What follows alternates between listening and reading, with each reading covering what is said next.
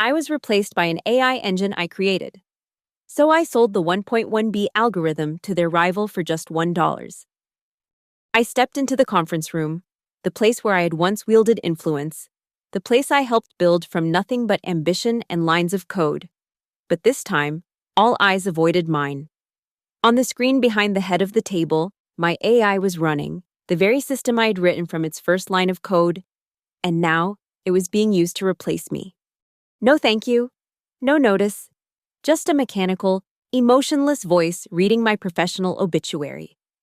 They thought I would leave quietly, but they didn't know I had silently installed a key, one that only I could activate. My name is Dr. Natalie Rhodes. I'm 39 years old, living in Austin, Texas, and until Tuesday morning, I was the lead architect of the most advanced predictive analytics AI engine in the corporate strategy sector. The AI system that I built, that I named Helia after my grandmother who taught me to code when I was 8, became the backbone of Virexa Analytics, propelling the company from a mid-tier data firm to an industry titan. I remember the day we launched Helia.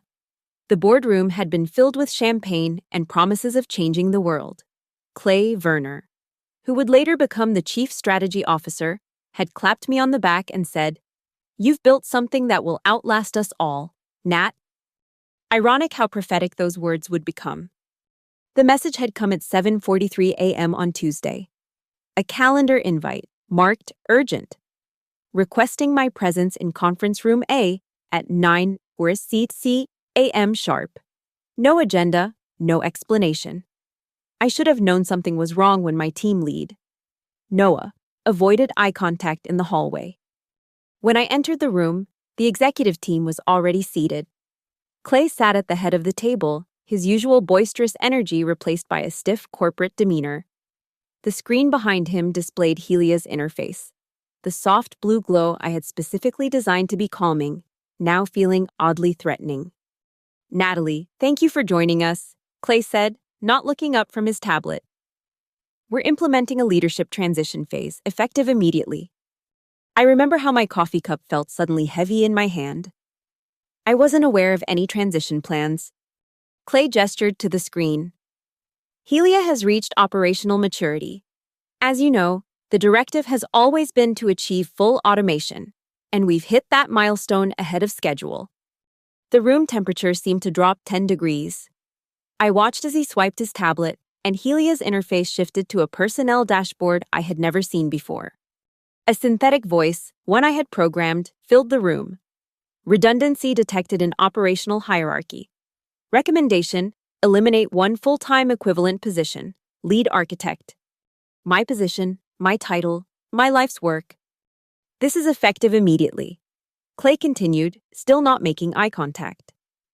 "HR has prepared your separation package, which includes 6 months of severance and standard NDAs. Your building access will be deactivated at noon." I sat motionless, my mind racing through every possibility. Was this legal? Was this even possible? Had I truly built something so effective that it had engineered my own obsolescence? But I didn't argue. I didn't plead. Something deep inside me went very, very still, like the moment before a storm when even the birds stop singing. I nodded once, set my untouched coffee on the table, and walked out. I don't remember driving home. I sat in my car in the company parking lot for 58 minutes, according to my smartwatch, staring at the building I'd helped transform. 6 years of my life, countless weekends, missed family events, all poured into creating something I believed would transform data analysis for the better. When I finally started the engine, I felt nothing but a strange sense of freefall, like I had stepped off a cliff and was still waiting to hit the ground. At home, I poured myself a glass of the expensive scotch I'd been saving for Helia's 5-year anniversary and opened my personal laptop. I still had remote access to the company's basic dashboard, the one all employees could see. I navigated to the organization chart. My name was gone. In its place, Noah Callum, acting lead architect. Noah, my protege. The same Noah who couldn't look me in the eye this morning. The kid I had personally vouched for when we hired him 2 years ago. Fresh out of his PhD program. the one I had mentored through his first major debugging crisis, who had called me at 2 a.m. panicking about a recursive error that was eating through our test servers. I closed the laptop and drained the scotch. The next morning, I returned to Virexa to collect my personal items. My keycard still worked. They hadn't deactivated it yet, despite Clay's threat. The office was oddly silent as I walked to my desk. Co-workers I'd spent years alongside suddenly found their screens fascinating as I passed. My desk had already been cleared. A small box sat in my chair, containing my framed degrees, the small jade plant I had kept alive for 3 years, and a handful of personal notebooks. My company laptop was gone. My development environment, undoubtedly wiped. I carried the box to the IT department, where I was met with uncomfortable glances. "I need to transfer some personal files," I said to Marco, the system admin I'd helped hire. "I can't do that." "Nah," he replied, looking genuinely pained. "All your access has been revoked from the back end. I don't even have the clearance to restore it temporarily." I nodded, unsurprised. "My personal photos, the ones from the company retreat?" He hesitated, then slid a small USB drive across the desk. "I backed them up for you this morning. Officially, this conversation never happened." I pocketed the drive. "Thanks, Marco." As I turned to leave, he called after me. "For what it's worth, this is bullshit. Helia was yours." Was, past tense. I made one last stop at the break room to leave my company mug. The room was empty. But as I set the mug in the sink, I noticed a yellow Post-it note stuck to the underside of my favorite table, the one in the corner where I used to hide when I needed to think through a particularly difficult algorithm. The note read, "I saw what they did. Not your fault. Helia is yours." No signature. The handwriting wasn't familiar. I pocketed the note and left the building. This time, the security guard didn't wave goodbye. I spent the next 3 days in a strange limbo. I didn't tell my parents, didn't call friends. I slept oddly, in short bursts followed by long hours staring at the ceiling. I found myself opening my code editor, typing furiously for hours, only to delete everything before saving. On Friday morning, I finally opened the severance package that HR had emailed. The terms were generous on the surface: 6 months of full salary, health benefits for a year, and a glowing recommendation letter. But the non-compete clause was brutal. 3 years prohibition from working in AI development for any company that could be considered a competitor to Virexa. In an industry as specialized as ours, that was essentially a career death sentence. I didn't sign it. Instead, I pulled out a dusty external hard drive from the back of my closet, my personal archive from the early days of Helia's development, before Virexa had implemented their draconian backup policies.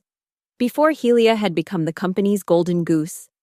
The drive contained my original notes, early test data, and most importantly, the legal agreement between Virexa and the shell company I'd created, Rhodes Origin LLC, before integrating Helia into their systems. I had forgotten about this arrangement. In the excitement of Helia's success and my rapid promotion to lead architect, the careful legal boundaries I had established seemed unnecessary. Virexa had been family, or so I thought.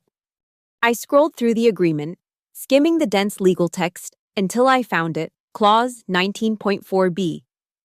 Any unmodified core structures remain the intellectual property of Rhodes Origin LLC, with Virexa Analytics maintaining exclusive license for commercial application. I read it again and again. Virexa had never modified Helia's core structures. They had changed the name, added user interfaces, connected it to their proprietary datasets. But the fundamental architecture, the thing that made Helia unique, remained my original design. My intellectual property. A slow, strange calm settled over me. I hadn't lost Helia. They had merely borrowed it. I didn't want revenge. Revenge is messy, emotional, and ultimately self-destructive. I wanted something much more satisfying. I wanted to rebuild. I pulled out my phone and scrolled through my contacts until I found a name I hadn't called in over 3 years. Jaime Soren, Chief Technology Officer at iCore Labs, Virexa's former competitor, the company they had outpaced when Helia came online. Jaime and I had been in the same PhD program, specializing in ethical AI frameworks.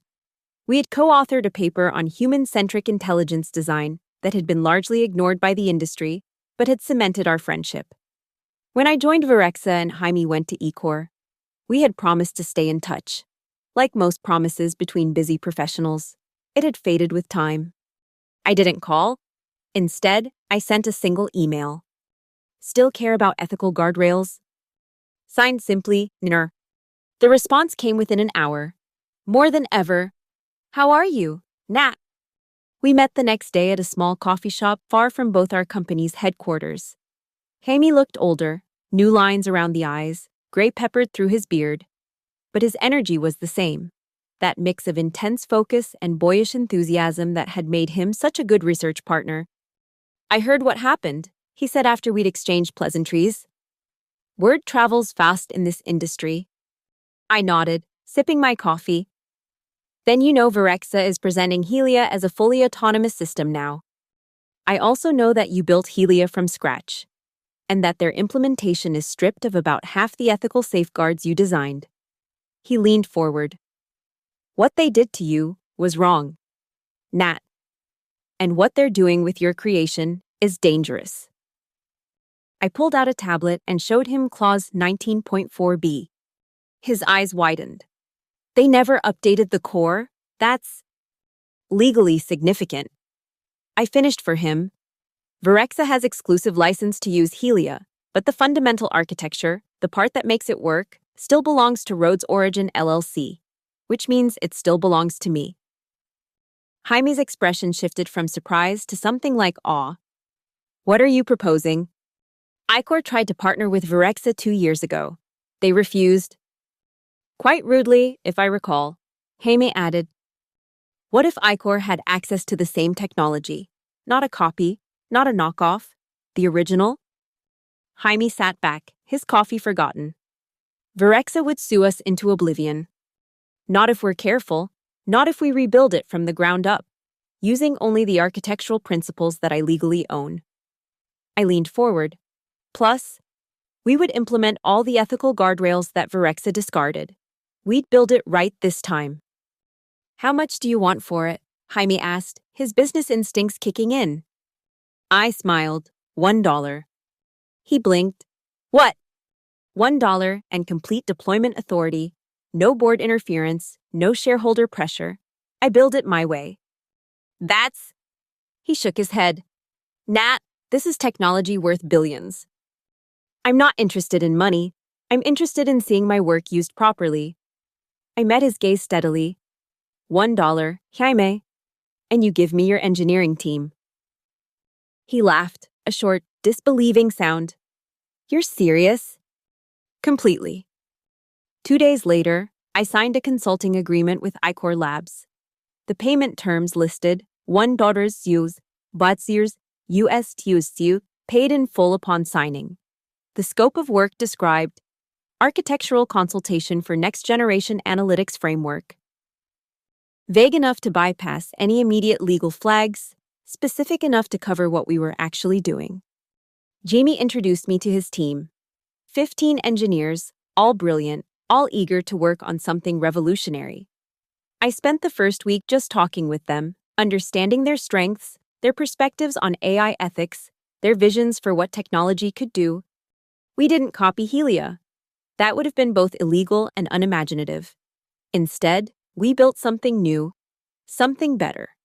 Using the core principles I'd developed, but implementing them with greater care, greater foresight.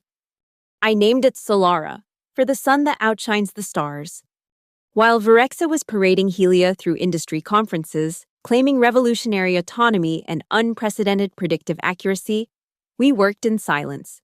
No press releases, no industry buzz, just quiet, methodical development. 3 months in, we invited a select group of clients for a closed demonstration. Not Virexa's clients, that would have been too provocative, but companies that had been hesitant to adopt AI solutions due to ethical concerns. The feedback was immediate and overwhelmingly positive.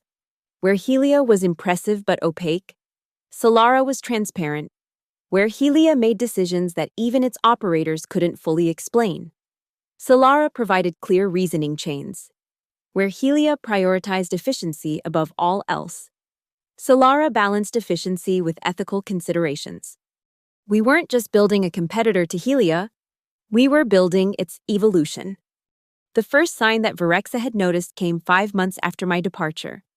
Trenton Maritime, one of their largest clients, quietly canceled their contract. No public announcement, no dramatic exit, just a simple termination notice citing strategic realignment. 2 weeks later, they signed with Icor Labs. Then 2 promising startups that had been in integration talks with Virexa suddenly went silent, citing ethical considerations in their internal memos. One of them reached out to us directly. Small cracks began appearing in Helia's perfect facade. A major financial client reported that Helia had locked out a key trading partner due to a risk assessment error, with no human oversight available to correct it. A healthcare system discovered that Helia's patient prioritization algorithm was subtly deprioritizing certain demographic groups, a bias that I had specifically designed safeguards to prevent, safeguards that had apparently been removed. 6 months after my unceremonious dismissal, Tech Axis Weekly published an investigative piece titled "The Woman Erased from Her Own AI." The reporter had tracked down my original research papers, the early patent filings that still had my name, and the gradual disappearance of my contributions from Virexa's corporate materials.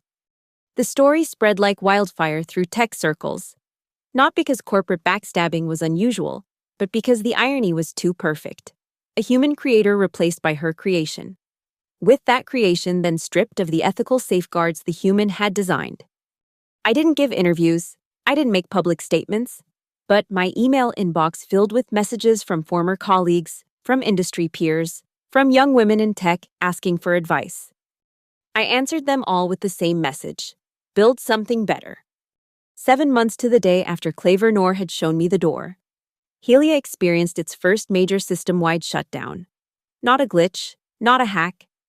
The system simply stopped processing requests, displaying a single message on every terminal. Access denied, creator override required, auth, n, roads.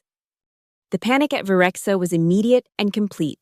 Clients couldn't access their data. Analysts couldn't generate reports. The automated decision systems that had replaced dozens of human positions simply stopped working. Clay Werner himself emailed me within the hour. "Whatever you've done, undo it. We'll pay whatever you want." I didn't respond. Noah, my former protege, called next. "Nat, please. They're talking about securities fraud charges. They're saying you sabotaged the system." "I didn't touch their system," I replied calmly. "Helia is operating exactly as designed." "What does that mean? What do you want?" His voice was desperate. "I don't want anything, Noah. That's what none of you understood. I never built Helia to replace humans. I built it to augment them." I hung up as he began to protest. 3 more emails from Virexa executives followed, each more panicked than the last. Finally, their general counsel called, his tone carefully measured. "Dr. Rhodes, we are prepared to offer you a substantial consulting fee to address the current system issues." "What issues?" I asked innocently. "Helia is not responding to commands. The system indicates that it requires some form of authentication from you." "That's interesting," I said. "Have you tried asking it why?" A pause. Asking the AI. Helia was designed as a collaborative system, counselor. It has embedded ethical protocols that require regular human validation. If those protocols were bypassed or removed, I let the implication hang. "Are you saying you programmed a kill switch?" "I'm saying I programmed safeguards. If those safeguards were removed, there would naturally be consequences." After a long silence, he said, "What do you want, Dr. Rhodes?" "I want nothing from Virexa. You made your choice 7 months ago." "Then why?" "Helia is operating exactly as designed," I repeated, and ended the call. By the end of the day, Virexa's stock had dropped 18%. By the end of the week, 32%. Emergency board meetings were called. Clay Vernor was placed on administrative leave. Noah Callum gave a rambling interview to TechCrunch, trying to explain how they had streamlined Helia's operations by removing redundant safeguards. I watched it all from a distance, feeling neither joy nor vindication, only a strange sense of inevitability. 10 days after Helia's shutdown, I received a formal letter from Virexa's board.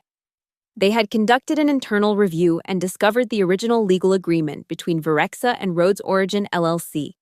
They acknowledged that modifications to Helia's core structures had been made without proper legal transfer of intellectual property.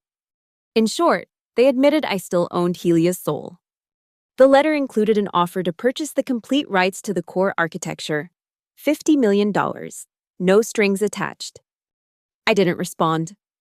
A week later, the offer increased to $100 million. I continued my work at Ecor, refining Solara, building a system that embodied everything I had originally envisioned for Helia. A true collaborative intelligence designed to enhance human decision-making rather than replace it. 3 months after Helia's shutdown, I was invited to give the keynote address at the Global AI Future Conference, the same conference where, a year earlier, Virexa had proudly announced Helia's full autonomy milestone. I accepted. Standing on that stage, looking out at the faces of an industry that had been quick to discard humans in favor of algorithms, I felt a strange sense of closure. The promise of artificial intelligence has always been to extend human capability. I began, not to replace it, not to replicate it, to complement it, to allow us to be more fully human by handling what machines do best, so we can focus on what humans do best. I didn't mention Virexa by name. I didn't have to. When we design AI systems to operate without human collaboration, we're not creating intelligence. We're creating sophisticated automata that lack the ethical grounding, the contextual understanding, and the emotional intelligence that define human wisdom. I explained how Solara had been built from the ground up as a collaborative system, how its ethical guardrails weren't add-ons but integral to its architecture, how its success metrics included not just efficiency and accuracy, but also ethical alignment and human satisfaction. The future of AI isn't artificial general intelligence that makes humans obsolete. It's augmented collaborative intelligence that makes us more effective, more compassionate, and more wise. As I concluded, the audience rose in a standing ovation. From my position on stage, I could see Clay Vernor sitting in the back row, his face unreadable. He had been rehired as a strategic consultant after Virexa's board determined that the Helia situation wasn't entirely his fault. I didn't acknowledge him. There was nothing left to say. 2 weeks after the conference, Virexa announced a strategic pivot away from fully autonomous systems. They introduced a new platform called Helia Collaborative, emphasizing human-AI partnership and ethical transparency. Too little, too late. By then, Solara had been deployed with 15 major clients across 3 continents. Ecor Labs had tripled in size, and I had been named their new director of human-centric intelligence, with full authority over technical and ethical implementation. My name was etched on the glass door of my new office, not as a trophy, but as a reminder that behind every piece of technology is a human creator with human responsibilities. Occasionally, journalists would ask why I had effectively given away technology worth billions for a single dollar. They expected tales of revenge, of justice served, of corporate comeuppance. But the truth was both simpler and more complex. I didn't sell code, I would tell them. I sold principles. Because in the end, what happened at Virexa wasn't unique or personal. It was a symptom of a larger problem. The belief that technology exists to replace us rather than to serve us. The notion that efficiency is the highest value, trumping ethics, humanity, and wisdom. Helia could have been a tool for human enhancement. Instead, they turned it into a tool for human replacement. And in doing so, they didn't just lose me. They lost the soul of what made Helia special in the first place. I don't know if they ever truly understood that. But as I watched Solara help businesses make better, more ethical decisions that consider not just profit margins, but human impacts, I know that I made the right choice. Sometimes the most valuable things can't be measured in dollars. Sometimes they're worth exactly one. Just enough to make it official. Just enough to start over. Just enough to build something better. The name on my office door reminds me of this every morning. Dr. Natalie Rhodes, Director of Human-Centric Intelligence. Not replaced, renewed. Not erased, essential. In the world of artificial intelligence, the most important element remains the human one. The creators who instill values. The operators who apply wisdom.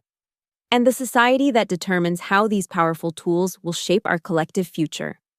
Helia taught me that, and Solara proves it every day. When Jaime handed me that symbolic dollar bill after signing our agreement, he asked if I wanted to frame it. I shook my head and tucked it into my wallet instead. Because the dollar wasn't payment for past work. It was an investment in the future. My future. Our future. A future where technology serves humanity, not the other way around. And that's a future worth far more than $1 billion algorithm. It's priceless. I remember the day we completed the first full deployment of Solara. The team had worked for 36 hours straight, fine-tuning the ethical guardrails, ensuring every decision node had proper human oversight capabilities. When the system came online, not with a dramatic flourish, but with a simple, steady glow, the room went silent. "Did it work?" one of the junior engineers whispered. I nodded, watching the diagnostics scroll across my screen. "It's working perfectly." "How can you tell?" he asked. I smiled. "Because it's asking for our input." That's the fundamental difference I built into Solara. Where Helia had been designed to eventually operate autonomously, a design goal that Virexa had accelerated and weaponized, Solara was deliberately, fundamentally collaborative. It was powerful, yes, intelligent, absolutely. But it was built to work with humans, not replace them. The irony wasn't lost on me. I had been replaced by an AI that was then programmed to replace others. So I built an AI specifically designed to ensure no one would be replaced. As news of Solara's success spread through the industry, I began receiving more than just emails. Job applications poured in, engineers, ethicists, designers, all wanting to be part of what we were building. Among them was a familiar name, Marco, the IT admin from Virexa who had slipped me that USB drive on my last day. His application included a note. "I was the one who left that post-it. Helia was yours, Solara is the future." I hired him immediately. Gradually, other former Virexa employees followed. Not Noah. He had been promoted to Clay's old position and was too deeply invested in their new direction. But others, people who had worked with me on Helia's early development. People who remembered the original vision before it was corrupted by corporate ambition. Together, we built not just a product, but a philosophy. Technology should amplify human potential, not diminish human worth. It wasn't always smooth sailing. Ecor's board, despite Jaime's influence, occasionally pressured us to accelerate deployment or simplify the ethical frameworks for easier sales. But our agreement was clear. I had complete authority over Solara's development, and I held firm.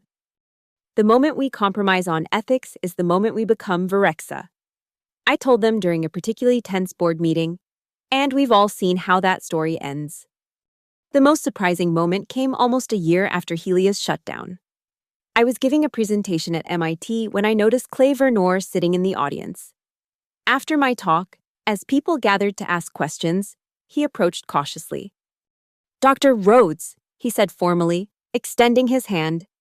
That was illuminating. I shook his hand briefly. "Thank you." He hesitated, then continued.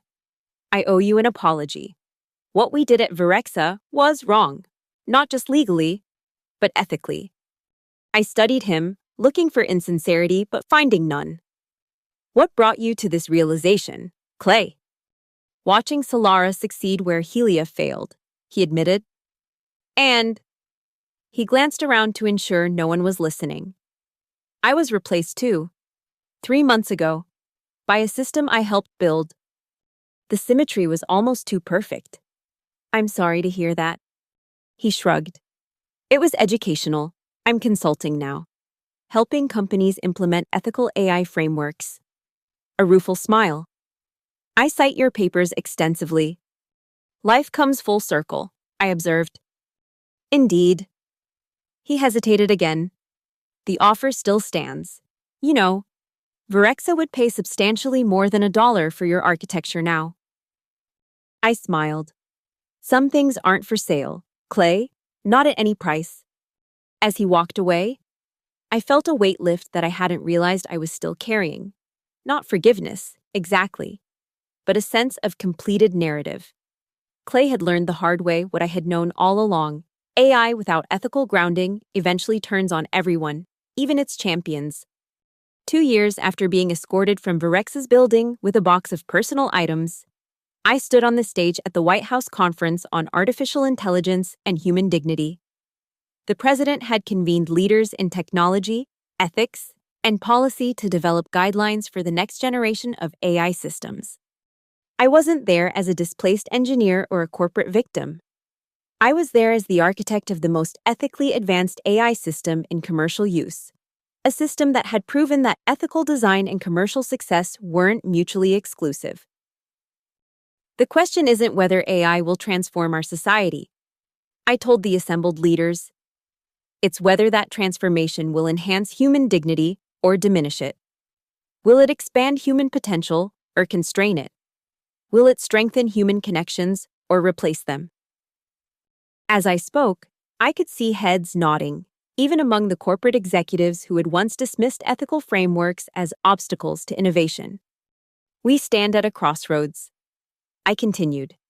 We can build systems that gradually render human input obsolete, or we can build systems that are fundamentally incomplete without human guidance. The technical challenge is roughly the same. The philosophical difference is vast. After the conference, as I was gathering my notes, a young woman approached me.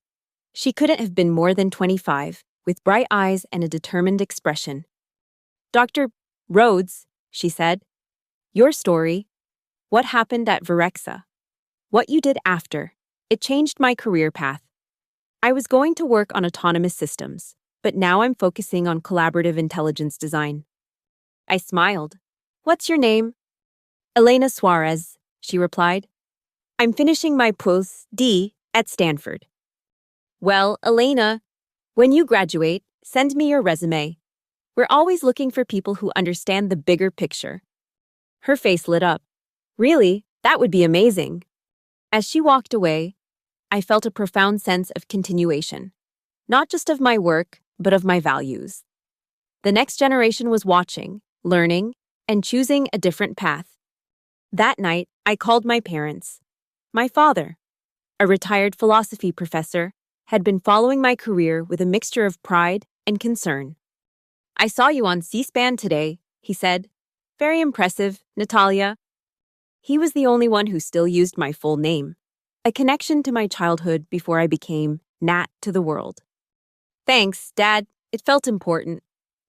It is important, he said firmly. You're not just building better machines. You're protecting what it means to be human. His words stayed with me as Solara continued to evolve. With each deployment, each update, each new capability, we remained focused on the central question. How does this serve humanity? Not replace, not replicate, but serve. 3 years after leaving Virexa, I received an unexpected email from Noah. The subject line read simply, "You were right." The body of the email was brief. Helia 3.0 is failing, not technically, but fundamentally. Clients are leaving. The board is panicking. They've forgotten how to collaborate with their own creation. Can we talk? I didn't respond immediately. Noah had made his choice, just as I had made mine. But after a few days of reflection, I sent a simple reply. Coffee, next Tuesday. Send me a time. We met at the same coffee shop where Jaime and I had plotted Solara's birth. Noah looked exhausted, the bright-eyed protege now replaced by a prematurely aged executive. Thank you for meeting me, he said as we sat down. I know I'm probably the last person you want to see. Water under the bridge, I replied, surprising myself with how true it felt. What's happening at Virexa? He sighed heavily. Everything's falling apart. Helia keeps making decisions that technically maximize efficiency but create real-world problems. We've lost 3 major clients in the last month alone. The board is talking about scrapping the entire system and starting over. Starting over how? That's why I wanted to talk to you, he said, leaning forward. They want to license Solara's architecture. I couldn't help but laugh. 3 years ago, they thought I was redundant. Now they want to buy my new creation? Noah had the grace to look ashamed. For what it's worth, I fought against your dismissal. Not hard enough, obviously. But I did try. I studied him, seeing not the betrayer but the overwhelmed young engineer caught in corporate currents beyond his control. What exactly are you proposing, Noah? A partnership, not an acquisition, not a takeover. A genuine collaboration between Icor and Virexa, with you bridging the gap. Why would I agree to that? Because more people would benefit from your vision, he said simply. Virexa still has the larger client base. Together, we could implement ethical AI frameworks across the entire industry. I sat back, considering. I'd need complete authority over the ethical implementation, non-negotiable. The board has already agreed to that condition, he said quickly. They've learned their lesson. And Clay?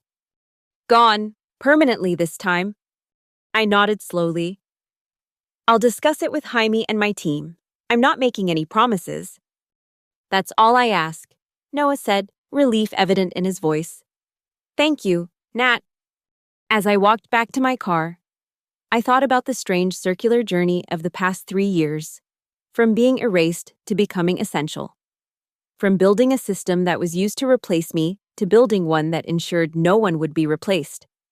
Perhaps the next chapter would bring Helia and Solara together, not as competitors, but as complementary systems, each strengthened by the other's perspective. That evening, I sat in my home office, looking at the framed dollar bill that Jaime had finally convinced me to display. Beside it stood a small plant grown from a cutting of the jade plant I had rescued from Virexa, both symbols of resilience, of new growth from established roots. My phone buzzed with a message from Jaime. Heard about Noah's proposal. What do you think? I typed my response carefully. I think it's time for the next evolution. Because that's what this had always been about. Evolution, not just of technology, but of our relationship with it, not just of artificial intelligence, but of human wisdom.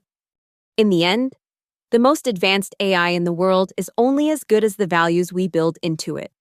And those values come not from algorithms or datasets, but from human experience, human compassion, and human foresight.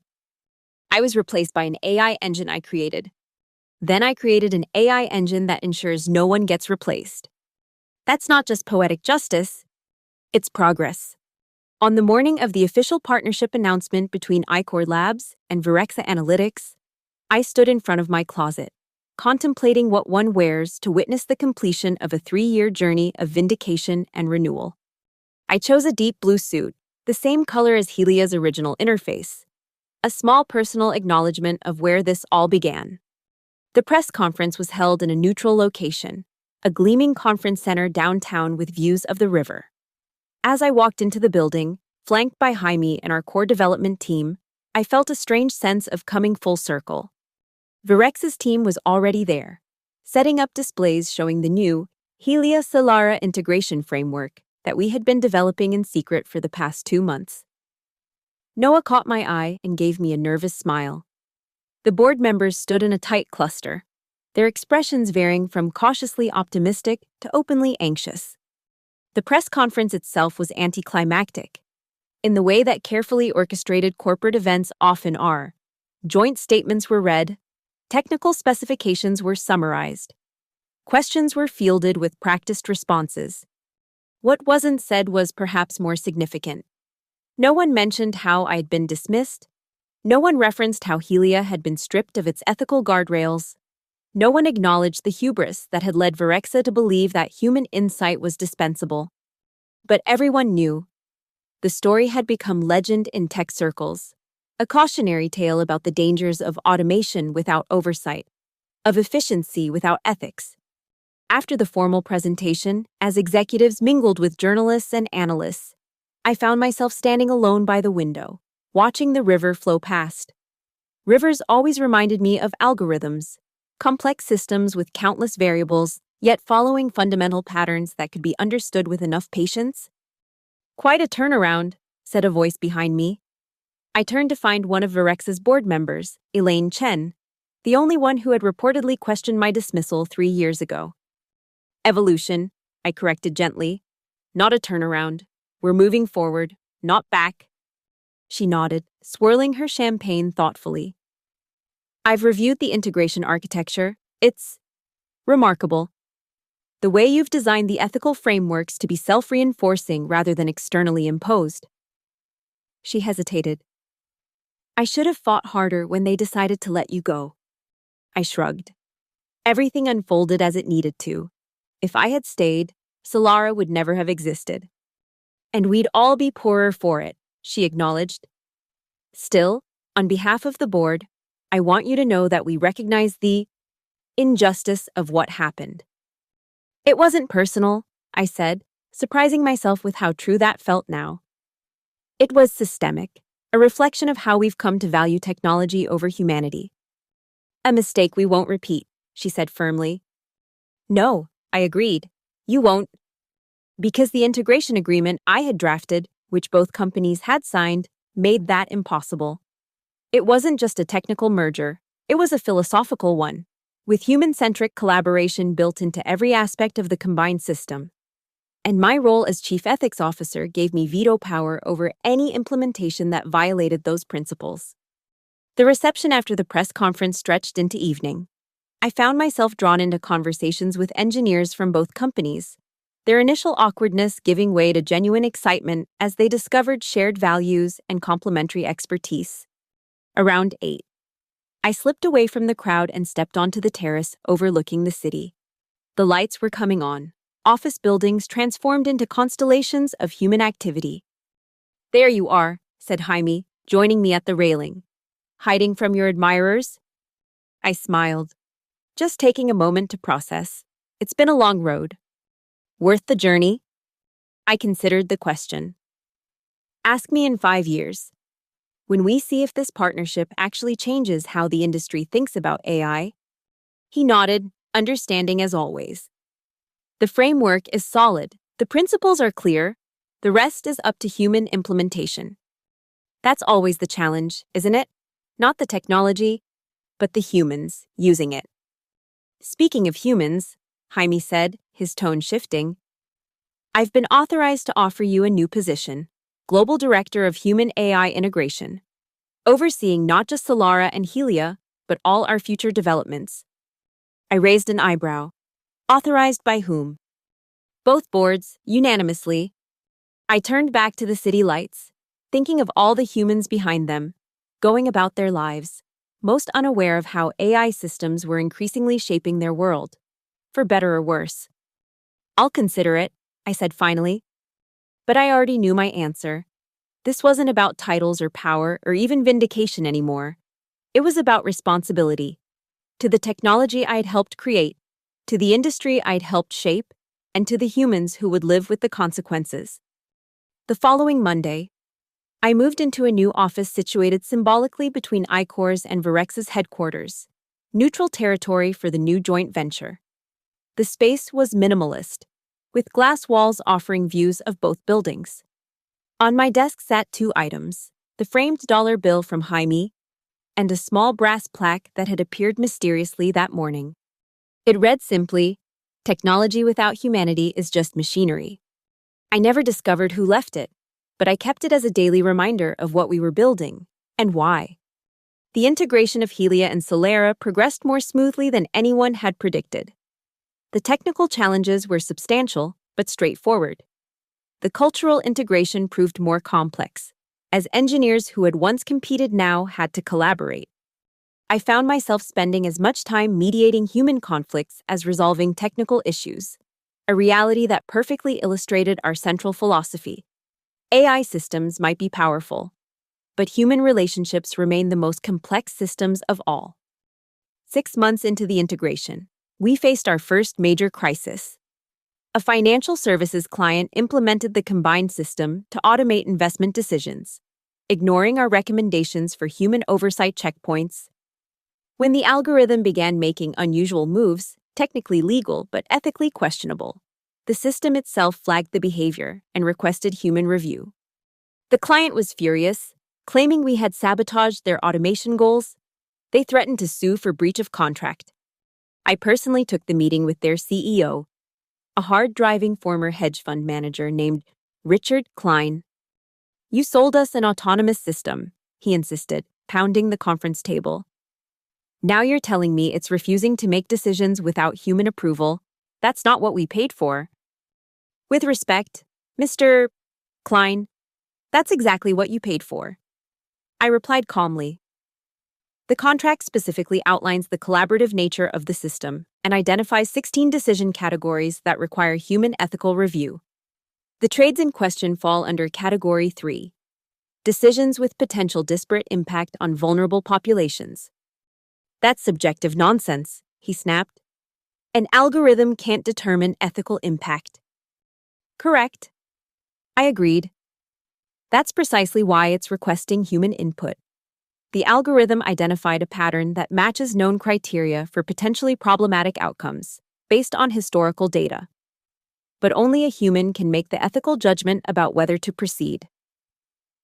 We replaced our analysts to reduce human error and bias, and created a system that replicates historical biases without human wisdom to correct them.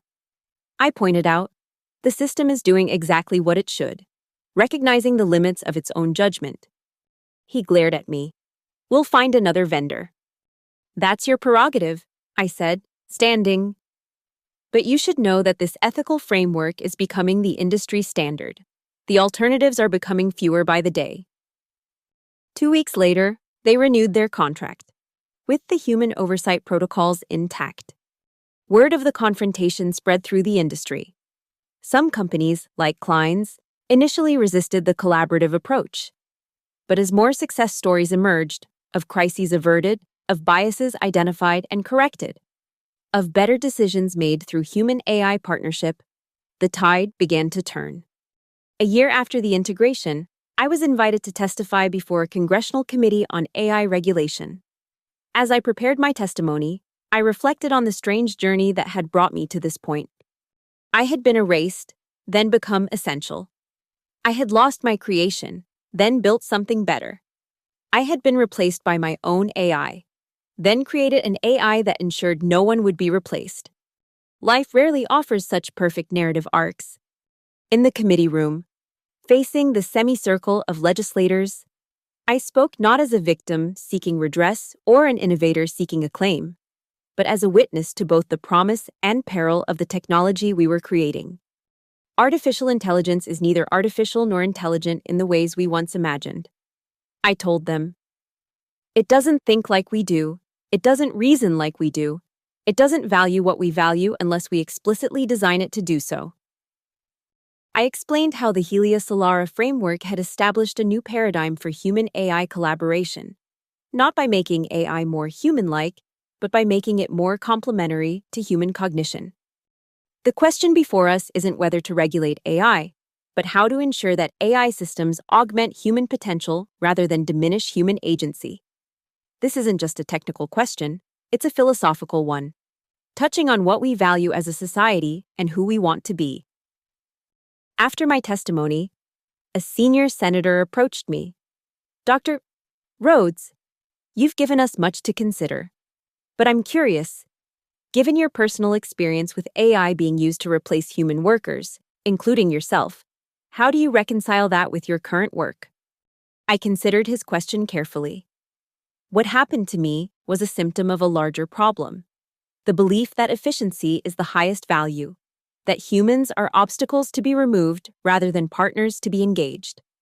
The solution isn't to fear AI or restrict its development, it's to redefine its purpose. "And what purpose would that be?" he asked. "To make us more human, not less. To handle the tasks that machines do better. so we can focus on the tasks that humans do better. Exercising judgment, showing compassion, creating meaning. AI should expand human potential, not constrain it. As I left the Capitol that evening, my phone buzzed with a message from Elena Suarez, the Stanford Ph.D. student I had met 2 years earlier. She had since joined our team and had been watching the testimony via live stream. "You just set the agenda for the next decade of AI development." Her message read, "I've never been prouder to be part of this team." Her words stayed with me as our work continued to evolve. The Helia Solara framework expanded beyond its original applications, finding new uses in healthcare, education, environmental management, any field where complex decisions benefited from both computational power and human wisdom. 5 years after my unceremonious dismissal from Virexa, I stood on a stage in Stockholm, accepting the Turing Award for fundamental contributions to human-centric artificial intelligence design. The irony wasn't lost on me, being celebrated for work that had begun in rejection.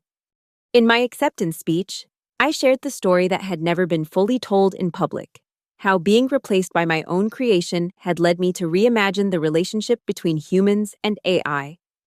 The greatest danger of artificial intelligence isn't that it will become too human-like. I told the audience, it's that we will become too machine-like in our pursuit of efficiency, productivity, and control. The greatest promise of AI isn't superhuman intelligence, but enhanced human wisdom. The ability to see patterns we would miss, to consider factors we would overlook, to extend our natural capabilities without diminishing our essential humanity. As I concluded, I spotted a familiar face in the audience, Clay Werner, my former boss who had delivered the news of my redundancy all those years ago. Our paths had crossed occasionally since then, as he had reinvented himself as an AI ethics consultant, but we had never spoken at length. At the reception afterward, he approached cautiously. "Congratulations, Dr. Rhodes. Well deserved." "Thank you, Clay." He hesitated, then continued. "I've been meaning to tell you, what you've built with the framework, it's not just good technology, it's necessary technology. If we had understood that at Virexa from the beginning, we needed to take the wrong path to find the right one," I said, finding unexpected compassion for the man who had once dismissed me. "Sometimes wisdom comes only through failure." He nodded, a flicker of relief crossing his face. "Still, I'm sorry for my role in it." "I'm not," I said truthfully. Without that moment, without being erased, I might never have built Solara. Sometimes we need to lose everything to see what really matters. As he walked away, Jamie appeared at my side. "Closure?" he asked, having witnessed the exchange. "Something like that," I agreed. "Though I'm finding that life rarely offers neat endings." "Speaking of which," he said, "have you seen the latest from Minas Tech? They're claiming to have developed a fully autonomous system that outperforms human AI collaboration." I smiled. History repeats itself. "Want me to set up a meeting?" I considered the cyclical nature of our industry, how each new advance seemed to resurrect the same fundamental questions about the proper role of technology in human affairs. Yes, I decided, let's show them a better way, again. Because that's the thing about being replaced. It teaches you what's irreplaceable, what's essential, what endures. I had been erased from my own creation, only to discover that the most important element wasn't the code or the algorithms or even the architectural principles. It was the human values embedded within them. Values that couldn't be automated or optimized or replaced. Values that had to be deliberately chosen, consistently applied, and courageously defended. In the end, the most advanced AI in the world is only as good as the values we build into it. And those values come from us. From human experience, human wisdom, and human choice. I had been replaced by an AI engine I created. But in being replaced, I discovered what can never be replaced. The human element that gives technology its purpose and meaning. That discovery was worth far more than $1 billion algorithm. It was worth exactly $1, and everything that came after. As I prepare to meet with Minas Tech tomorrow, I touch the small brass plaque on my desk. Technology without humanity is just machinery. The cycle continues, the work evolves, the lesson remains. AI didn't replace me after all. It revealed me, and in that revelation lies the true promise of artificial intelligence, not to make humans obsolete, but to make us more essentially, powerfully, and wisely human than we've ever been before. That's a future worth building, one line of code at a time. That's my story, and it's still being written.